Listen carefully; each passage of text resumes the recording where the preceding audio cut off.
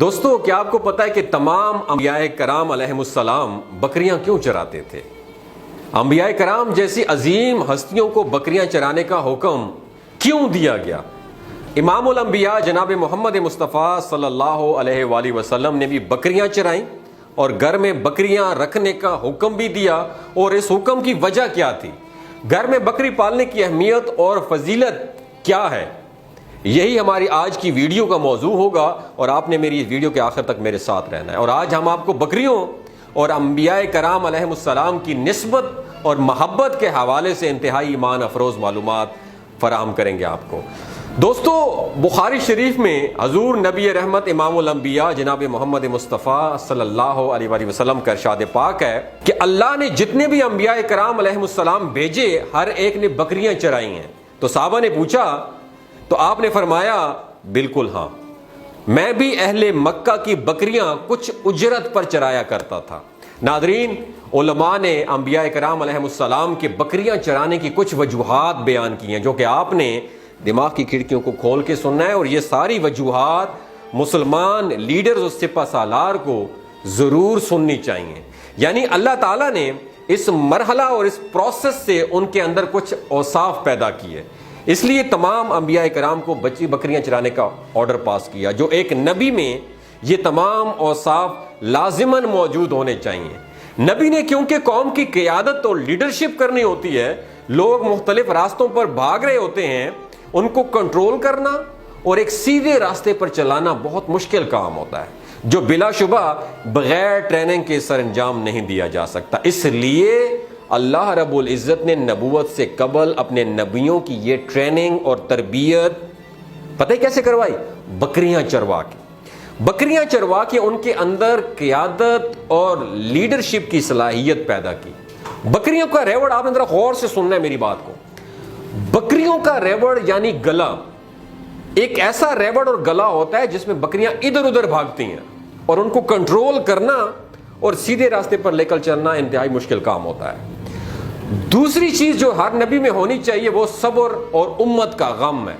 چنانچہ بعض روایات میں آتا ہے کہ ایک دن اللہ کے جلیل القدر پیغمبر حضرت موسیٰ علیہ نبینا علیہ السلام حضرت شعیب علیہ السلام کی بکریاں چرا رہے تھے۔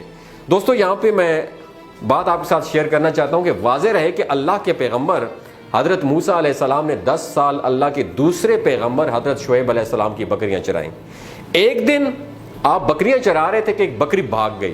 حضرت موسیٰ علیہ السلام اس کو پکڑنے کے لیے اس کے پیچھے بھاگے، مگر بکری بھاگتی ہوئی غائب ہو گئی، یہاں تک کہ حضرت موسیٰ علیہ السلام کے پاؤں پر بھاگنے کی وجہ سے اور اس بکری کو ڈھونڈنے کی وجہ سے بلسٹر جسے ہم آبلے کہتے ہیں وہ پڑ گئے۔ بالآخر انہوں نے اس بکری کو دیکھ لیا تھا اور پکڑ لیا۔ انہوں نے جب بکری کو پکڑا تو بجائے بکری کو مارنے کے ان کی آنکھوں میں آنسو آ گئے، اور اس بکری کے سر پر دست شفقت پھیرتے ہوئے اللہ کے پیغمبر حضرت موسیٰ علیہ نبینا علیہ السلام نے ارشاد فرمایا، اگر تجھے مجھ پر رحم نہیں آیا تو تو اپنے آپ پر رحم کھاتی۔ یہ بکری سے فرما رہے تھے، اگر تجھے میرے پاؤں پر رحم نہیں آیا تو کم از کم اپنے آپ پر ہی رحم کھاتی۔ اللہ تعالیٰ نے حضرت جبرائیل علیہ السلام کو حکم دیا کہ نبوت کے لیے موسیٰ ہی موضوع ہے، کیونکہ امت کا غم کھانے اور ان کی طرف سے ایذا اور تکلیف کو برداشت کرنے کے لیے جس حوصلے اور دل و جگر کی ضرورت ہے وہ موسیٰ میں موجود ہے، یعنی حضرت موسیٰ علیہ السلام میں موجود ہے۔ یعنی اللہ رب العزت نے اپنے انبیاء کی آزمائش کے لیے ان کو بکریاں چرانے کا آرڈر دیا، اور اللہ کے حکم کے مطابق تمام انبیاء نے گلابانی کی، یعنی بکریوں کے ریوڑ چلائے۔ قیادت اور لیڈرشپ پیدا کرنے کے لیے یہ کام ہر نبی سے پروردگار عالم نے اپنی قدرت کاملہ کے مطابق پرفارم کروایا۔ پھر زمانے کے ساتھ ساتھ یہ علم ترقی کرتے کرتے آج سوشل سائنس کے عنوان سے یونیورسٹیز میں پڑھایا جاتا ہے، اور مغربی ممالک یورپ و امریکہ کے اکثر لوگ اپنے بچوں کو پہلی ترجیح کے طور پر سوشل سائنس ہی پڑھاتے ہیں، تاکہ ہمارے بچے دنیا کو لیڈ کر سکیں، دنیا کی قیادت کر سکیں۔ اور اسی سوشل سائنس کو مد نظر رکھتے ہوئے پروردگار عالم نے اپنے انبیاء کو بکریاں چرانے کا حکم دیا۔ ناظرین، حضور تاجدار ختم نبوت صلی اللہ علیہ وآلہ وسلم کی حدیث کے مطابق نبوت سے قبل تمام انبیاء کرام علیہم السلام نے بکریاں چرائیں۔ اس کی حکمت یہی ہے کہ بکریاں چرانے سے انبیاء کا صبر و وقار ظاہر ہو جائے، کہ یہ بکریوں کی چرواہی صبر و حلم کی عادت پیدا کرتی ہے، کیونکہ بکریاں اکثر مختلف جانب بکھر جاتی ہیں اور ان کو جمع رکھنے اور نگرانی میں پریشانی ہوتی ہے۔ اس کام کے لیے انسان میں کیا چیز ضروری ہے؟ صبر و برداشت ضروری ہے۔ اس لیے اللہ کے پیغمبر حضرت یعقوب علیہ نبینا علیہ السلام بھی گلہ بانی کرتے تھے، اور انہوں نے اپنی اولاد یعنی اپنے تمام بیٹوں کو بھی گلہ بانی پر لگایا، اور حضرت یوسف علیہ السلام نے بھی بچپن میں اپنے بھائیوں کے ساتھ گلہ بانی کی، اور بکریوں کو لے کر گلہ بانی کرنے کے لیے حضرت یوسف علیہ السلام گئے۔ جب بھائیوں نے ان کو کنویں میں ڈالا تھا اس وقت وہ بکریاں ہی چرا رہے تھے۔ ناظرین، اس طرح تمام انبیاء کے لیے امام الانبیاء جناب محمد مصطفیٰ صلی اللہ علیہ وآلہ وسلم تشریف لائے۔ آپ نے بھی بکریاں چرانے کا، گھر میں بکریاں رکھنے کا حکم دیا۔ ایک حدیث میں ہے کہ آپ نے ام ہانی رضی اللہ تعالی، حضرت ام ہانی رضی اللہ تعالیٰ عنہ سے فرمایا کہ اے ام ہانی، گھر میں بکریاں اور بھیڑیں رکھو، یہ باعث برکت ہے۔ بکریاں گھر میں رکھنے کی برکت، بکریاں جو گھر میں رکھتے ہیں نا، اس کی وجہ سے گھر میں برکت، اور نبی کریم صلی اللہ علیہ وسلم کی حدیث سے ثابت ہوتا ہے کہ اس کے علاوہ بھی بکری انتہائی خوبصورت اور انتہائی نفع بخش جانور ہے، جس کے 2 یا 3 بچے پیدا ہوتے ہیں، اور یہ انسان کو انتہائی نفع پہنچاتی ہیں۔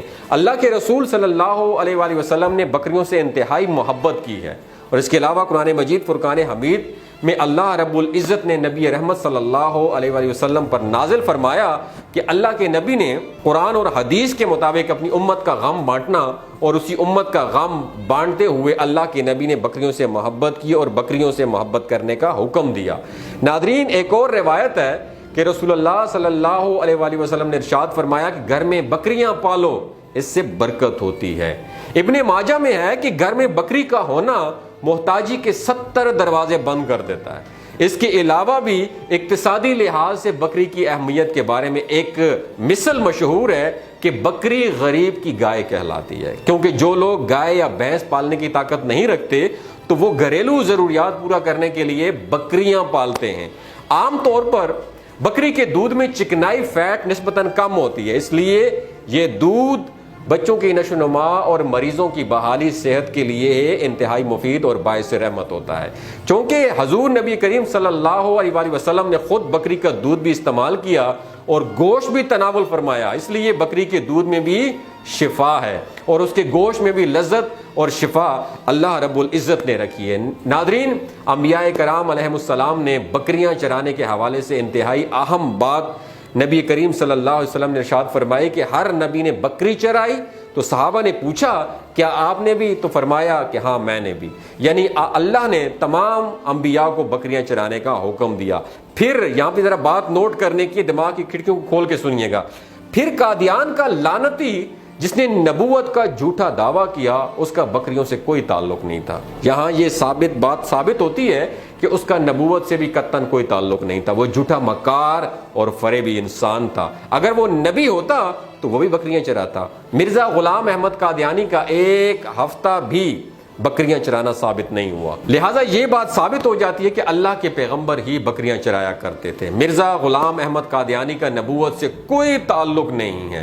اگر آپ کو یہ ویڈیو اچھی لگی ہو تو ضرور شیئر کیجیے گا، اور اپنے کسی اس دوست کو ضرور ٹیگ کیجیے گا جس میں کہ گھر میں بکریاں اور بھیڑیں ہیں، کیونکہ وہ نفع بھی بخشتی ہیں اور اس سے ثواب بھی حاصل ہوتا ہے۔ اپنا اور اپنے ساتھ رشتوں کا خیال رکھیے گا۔ اللہ حافظ۔